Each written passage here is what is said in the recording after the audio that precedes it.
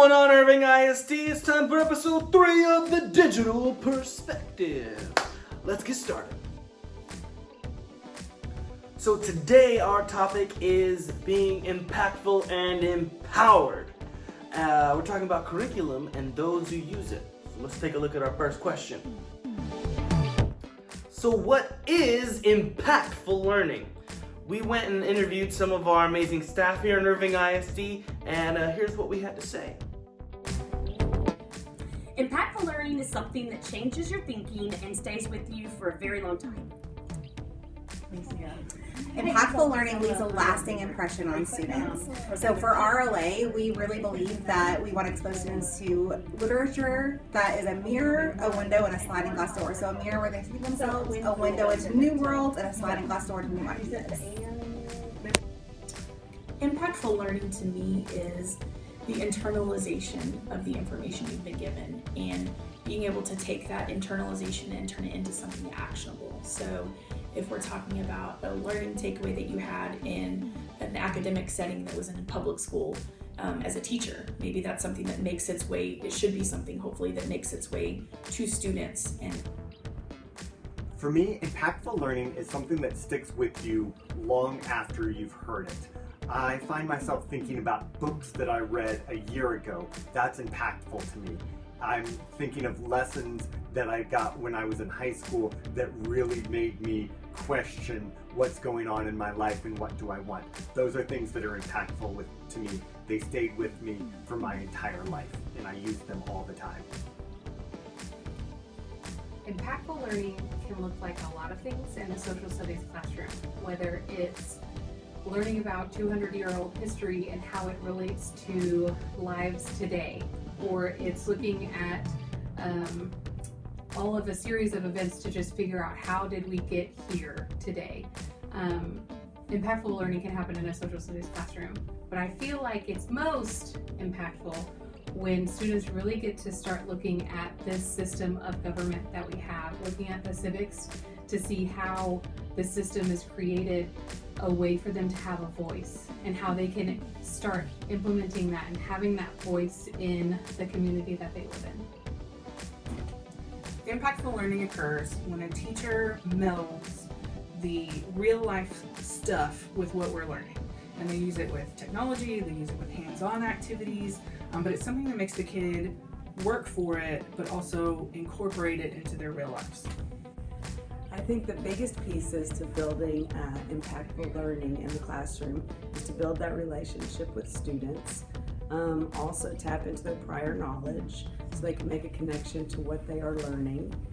And finally, if anybody, any of the teachers out there need some support or some guidance, you can look in the lessons for the purple plugins, and that will help scaffold the learning for your EBs in your classroom. Can I get some snaps? Wow, those were some really great statements on impactful learning. Here's some of my takeaways. If you have any interesting takeaways or things that we should have mentioned about impactful learning, let me empower you to comment below and we'll bring it up next time.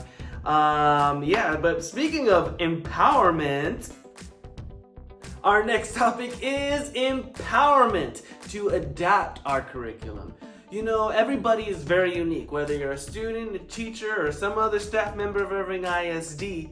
And there's no one curriculum that is a perfect fit for every type of person. So that's why we are always so excited when we see that teachers are empowered to change or adapt the curriculum to best fit their students. Here are some examples of our teachers doing exactly that. One of the things that I really love about the district curriculum this year is that it is so adaptable per class and per student.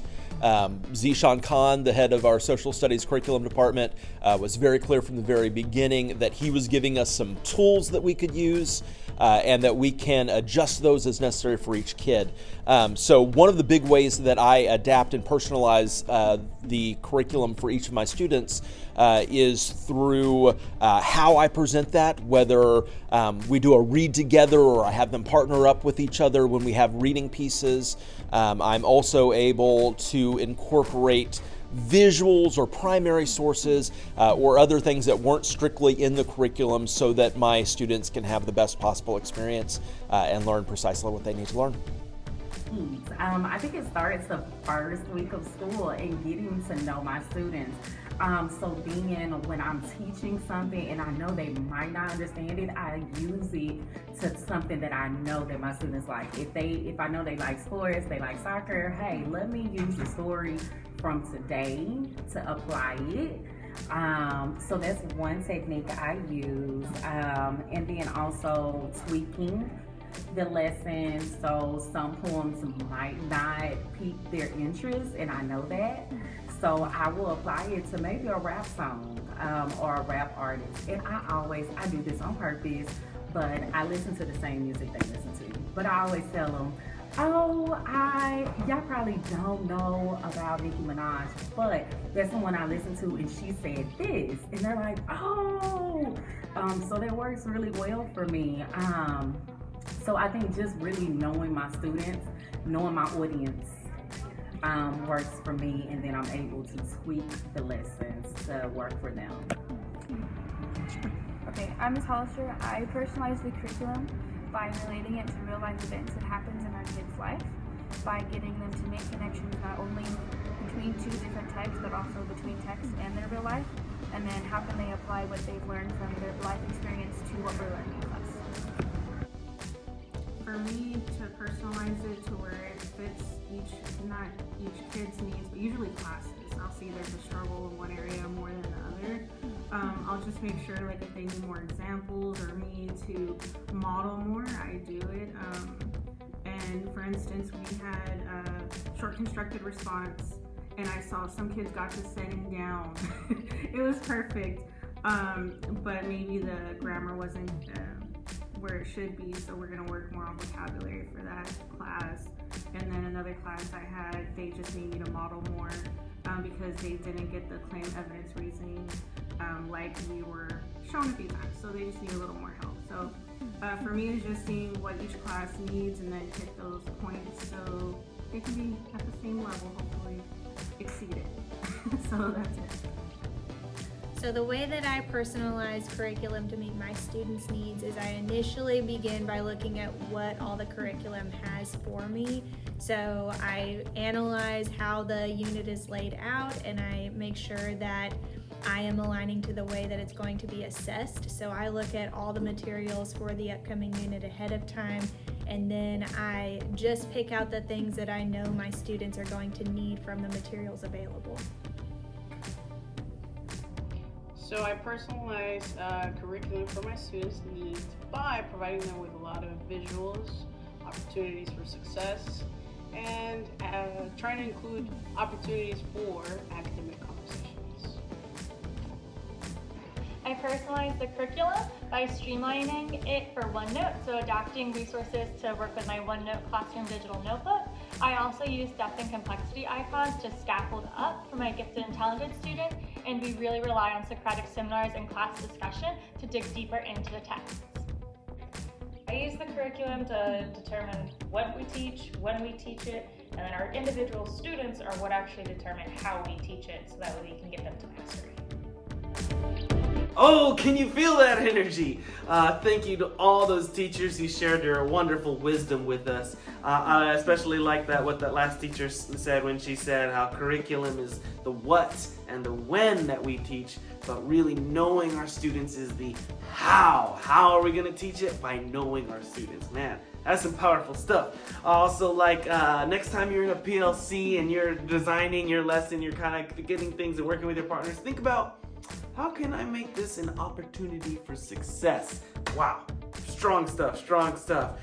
Primary resources, knowing your audience, know your groups, man, important things. Well, all right, Irvingites, that's all we have for this episode of The Digital Perspective. If you found anything impactful or empowering, or if you have anything you'd like to share that's impactful or empowering, please comment below. We'll give you a shout out in the next episode. You can also tweet me at Professor Nacho, or tweet our group with the hashtag DigIISD. And remember, there's a lot of good things happening here in Irving ISD, and it can be hard to see it all. So if you want to see some of what's going on, check out the next episode of The Digital Perspective.